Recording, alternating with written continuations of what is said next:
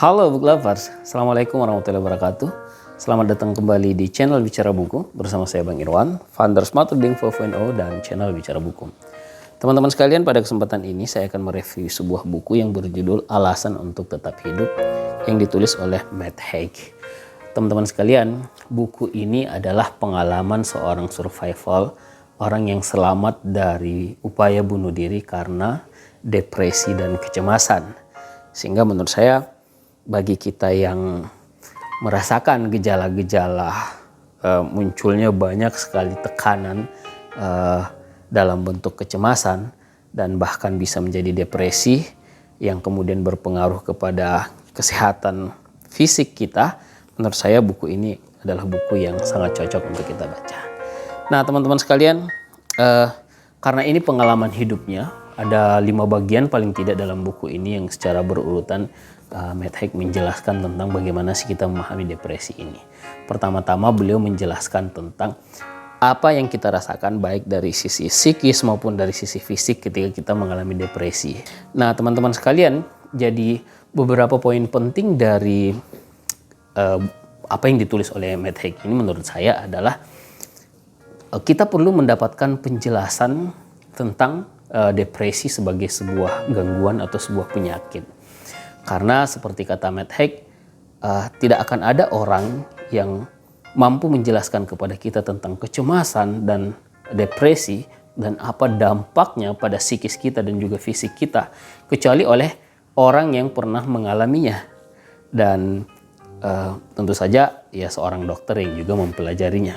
Jadi menurut Matt Haig, masalah dari orang-orang yang mengalami kecemasan dan juga depresi adalah karena dari luar mereka tampak sehat-sehat saja, baik-baik saja, dan juga biasanya secara pemeriksaan kesehatan ya, indikator-indikator kesehatan semuanya baik-baik saja gitu kan. Tetapi ternyata ada sebuah badai yang terjadi di dalam pikirannya, di dalam emosinya, di dalam perasaannya yang membuat mereka kemudian mengalami banyak hal yang justru tidak bisa difahami oleh orang yang tidak pernah mengalaminya, atau orang yang normal, atau orang yang sehat-sehat saja. Nah makanya teman-teman sekalian, pada bagian awal buku ini Matt Haig menjelaskan tentang berbagai ciri-ciri, berbagai tanda-tanda, berbagai perasaan, experience yang dialami oleh orang-orang yang mengalami kecemasan dan depresi, dan apa dampaknya juga bagi kesehatannya secara fisik. Nah kemudian teman-teman sekalian, beliau juga menjelaskan tentang bagaimana beratnya menjalani kehidupan bersama gangguan depresi atau kecemasan ini. Nah, terutama karena kita terus-menerus berpikir atau secara tidak sadar orang yang mengalami depresi terus memberikan input-input pikiran negatif tentang segala sesuatunya, dan itu menciptakan kecemasan dan juga ketakutan, dan itu berpengaruh kepada keputusan-keputusannya di dalam kehidupan sosialnya. Apakah dia akan bergaul, apakah dia akan berinteraksi dengan orang lain. Itu adalah bagian dari dampak buruk dari kecemasan dan depresi ini.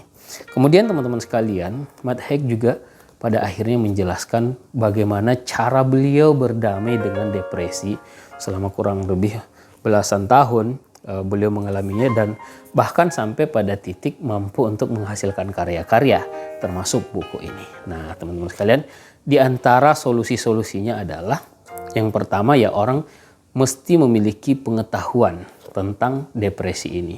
Karena kalau kita tidak memiliki pengetahuan tentang sebuah penyakit yang kita alami, maka kita akan lebih banyak menduga-duga, dan dugaan-dugaan kita itu kemudian menciptakan kecemasan yang lebih parah lagi. Tetapi ketika kita mampu mengilmuinya, apakah itu dengan datang kepada seorang ahli, dokter, psikiater, atau kemudian membaca buku-buku, dalam kasus Matt Haig, beliau diselamatkan oleh kebiasaan membaca beliau ketika beliau kemudian membaca beberapa referensi tentang kecemasan dan depresi ini, dan ini membuat beliau lebih memahami apa yang beliau alami, sehingga beliau kemudian melihatnya dari sisi yang lebih positif dan mampu mengantisipasi dampak-dampak negatif dari kecemasan berlebihan atau depresi yang beliau alami.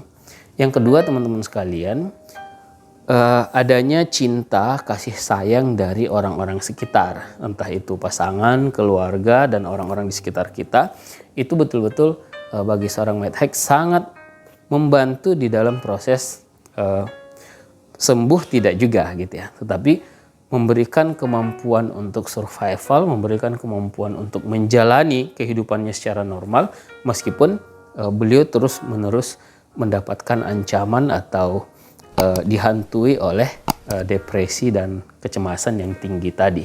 Jadi kalau menurut buku ini ya teman-teman sekalian, orang yang mengalami penyakit anxiety atau depresi pada dasarnya membutuhkan waktu yang sangat panjang untuk membuat dampak-dampak negatifnya itu hilang.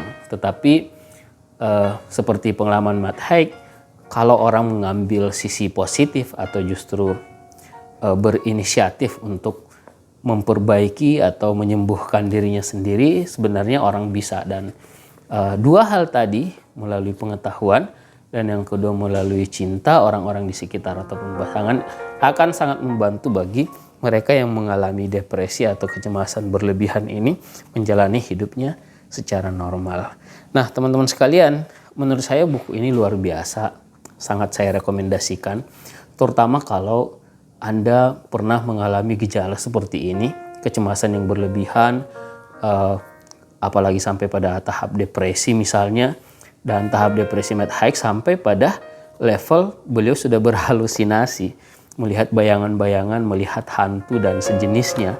Dan tentu saja kecemasan dan depresi ini bisa sangat bertingkat-tingkat. Tapi menurut saya Anda perlu membaca buku ini supaya kita memiliki pengetahuan dan membandingkannya dengan pengalaman kita. Dan paling tidak banyak tips-tips yang diberikan oleh Matt Haig dalam buku ini, termasuk juga bagaimana seorang pasangan bisa memberikan kontribusi besar terhadap seorang yang mengalami depresi agar bisa hidup secara normal sebagaimana orang lain. Nah, teman-teman sekalian, saya sangat merekomendasikan buku ini, dan menurut saya buku ini akan sangat membantu bagi Anda yang mengalami kecemasan berlebihan ataupun depresi, ataupun bahkan mungkin pada gejala awalnya seperti overthinking. Demikian dari saya. Assalamualaikum warahmatullahi wabarakatuh.